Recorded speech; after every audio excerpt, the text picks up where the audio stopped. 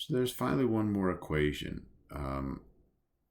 for bubbles, and that is for egg-shaped bubbles. So if we had a funny looking bubble that, let's say, oh boy, had two different radii. Let's say it looks sort of like a football. And so you'd have R1 and you have R2. Okay, so if it's not a sphere. So then we would have the pressure inside is equal to gamma times 1 over R1 plus 1 over R2. It's just for strange shaped bubbles. Okay, move on. Capillarity. So, okay, this is an interesting and very important surface tension effect.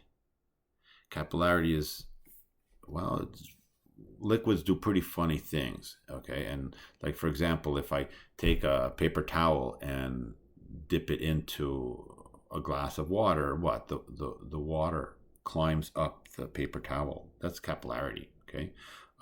Capillarity also is what causes sap to be able to go up and down trees. Capillarity is a very important effect, okay? And it's based on, let's look at the side view picture of a droplet on, let's say, on a piece of glass. So on the right side, we have, for example, mercury on a droplet of mercury on a glass. And there's something called the contact angle. The contact angle is this theta over here. And what you notice that the mercury droplet versus the water on dirty glass droplet on the left, they look different. So if you've ever played around with mercury, you'll see that it looks just like these tiny little metallic balls. And they're really hard to pick up.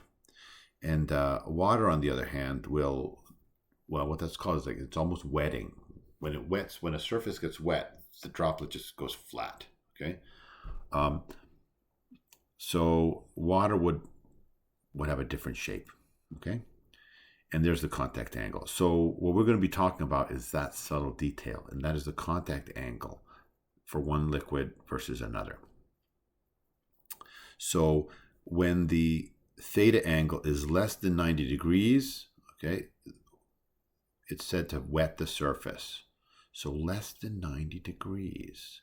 So you see how the water, that angle starts to become very, very small. And it's like how you'd like if you were, well, let's say you were spray painting something. You would want that paint to wet the surface. You don't want it to bead up. Okay, so that's wetting the surface. Doesn't wet the surface when the angle is larger. So it's very, very important. You see this angle over here? I'm going to draw a different angle here. This angle here, let's call it alpha. That's not, okay? That's not, okay, the angle we're talking about, okay? So that's going to be tricky sometimes. You're going to have to know which angle we're talking about, okay? If this is the material, okay, the contact angle is measured on the side with the liquid, okay? This is air. That's not where the contact angle is measured. This angle over here, see that? That's not it. Okay, in the mercury case, that's not. There's air here. Okay, so you have to know, okay, the contact angle is measured at this point over here where the mercury, air, glass all meet. Okay, and it's measured on the side with the mercury. Okay, obviously if I measured it on the right side over here, it would be this angle over here like that. Okay, so that's the contact angle. We move on. So yeah, here's a really nice picture of water on a plant. And so in this case, the leaf doesn't want the water to enter. So it doesn't want the water. I mean, well, it doesn't. Maybe it wouldn't be good for it. Okay, so the droplet sits there on top, and it doesn't wet the surface. Why doesn't it wet the surface? I guess because the leaf isn't the same as glass. Okay, and you look carefully at the leaf, and you see that it has these tiny little micro nubs, and those little micro nubs make it so that the water doesn't wet it, and it beads up.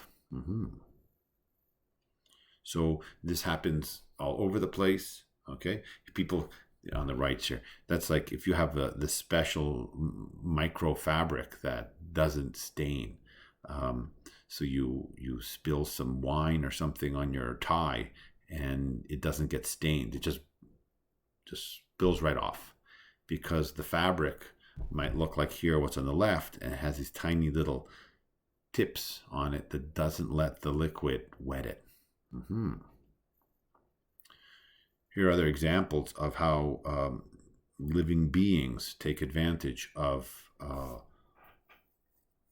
this effect.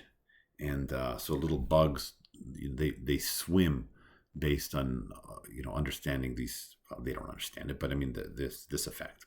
Let's keep on going.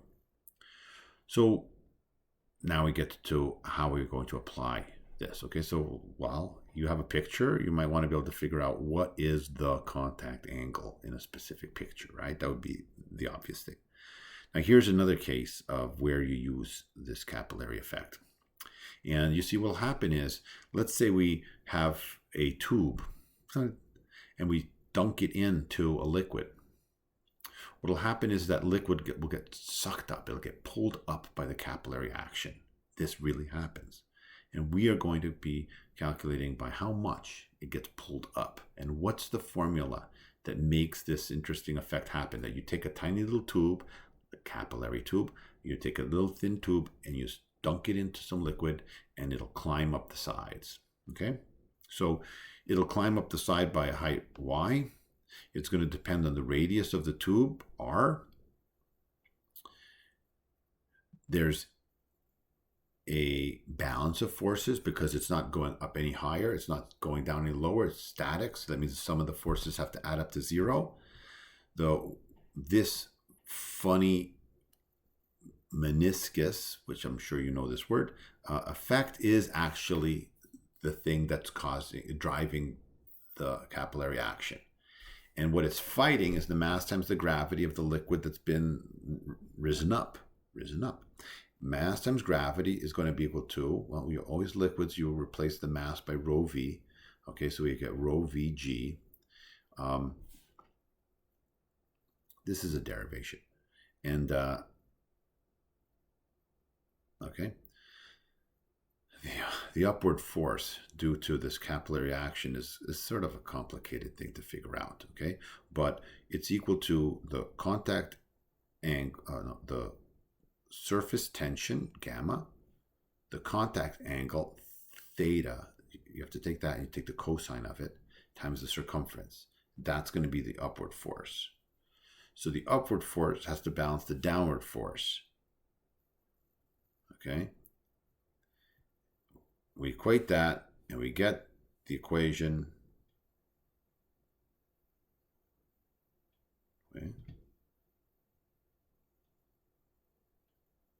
Okay. Yeah. The equation 2 gamma cosine theta rho gr. Okay. And that's saying the height at which the liquid is going to go up is going to depend on 2. Yeah. Okay. Gamma, the constant of the liquid, cosine theta, which is the contact angle, rho divided by rho gr. So let me think. If rho is very, very small, what's going to happen to the height? It's going to go up. Okay. So the narrower your capillary tube, okay, the more capillary action you have. You're not going to see capillary action on a wide tube. It's going to be an effect that happens for really narrow, thin tubes. Okay. And then, of course, it depends on the type of liquid we're working with. Okay, and the contact angle. So the contact angle depends on whether that's a liquid surface, a glass surface, or whatever, a leaf, right? So that's going to affect that theta. Okay, now on the right side, I'm drawing something very different. Whoa, what's going on there? So there are some liquids where if you put a tube into it, it won't actually pull the liquid up. It actually pushes it down. Okay, and when does this happen? It happens when the contact angle is greater than 90 degrees. Okay, so in the case of, for example, Mercury, you'd have what happens on the right side. So see, wait a minute. Remember how I said, how do you measure the contact angle? It's right here. Okay, that's the same angle that was written in theta. Okay, that's theta right there. Okay, it's not the air angle. It's the one. Remember that in geometry, when you have like an X like this. Okay, wait, let's try it differently. If I have something like this, okay, this angle and this angle are the same, right? But it's this one right here. Okay, this is the bubble. That's the glass. That's the contact angle. So when theta is greater than 0, look what happens with cosine. So when theta is greater than 90, cosine becomes negative.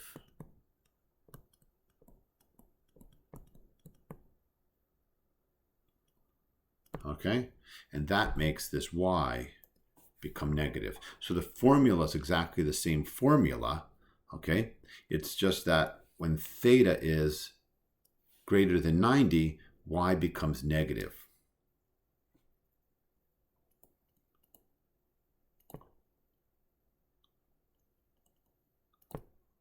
For theta greater than 90 degrees. That's subtle. Okay? We move on. Let's do a problem. When a hollow glass tube with radius 1 millimeter is placed in a vial of gypsy tears, the liquid falls by 11 millimeters. Assuming that the density and surface tension are similar to water, what contact angle does the gypsy tears make with the glass? So, okay, so we've got it here. Ready? This is the guy with the gypsy tears. Okay, so let me see. Hollow glass tube, radius 1 millimeter. We're going to have to convert that to meters. Liquid falls by 11 millimeters. We'll have to convert that to meters. The density and surface tension of water. Okay, density is 1,000, and the surface tension is I have it right in here. It's 7.28 times 10 to the minus 2. Oh, so it sounds like we're just going to plug it into the formula. So we take y is equal to 2 gamma cosine theta rho gr. They wanted to know the contact angle, so I'll solve for contact angle. Cosine theta is equal to that big mess. Plug everything in. Wait, why did I have a minus sign? Because it falls. Right? Y is negative. Right? It went down. You plug everything in. Cosine theta is equal to minus 7.4. Take the inverse cosine, you get 138 degrees. Ta-da! And then let's think about that. How does that look?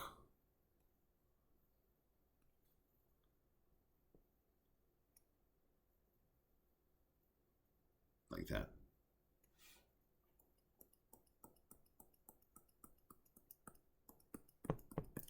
Okay, ready? You know what I'm going to do? I'm going to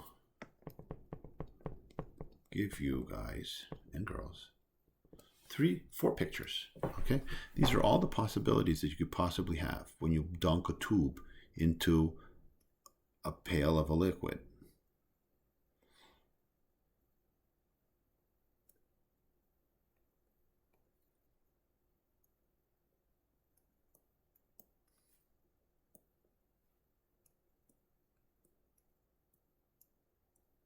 Ready?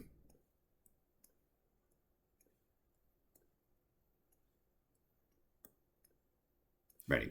So if it was water, we know that you typically get this regular meniscus and it goes up. Okay? Now, could we have something that has a regular meniscus and goes down? Or we can have something that went up with this inverted meniscus? Or we can have something that went down with the inverted meniscus. Okay?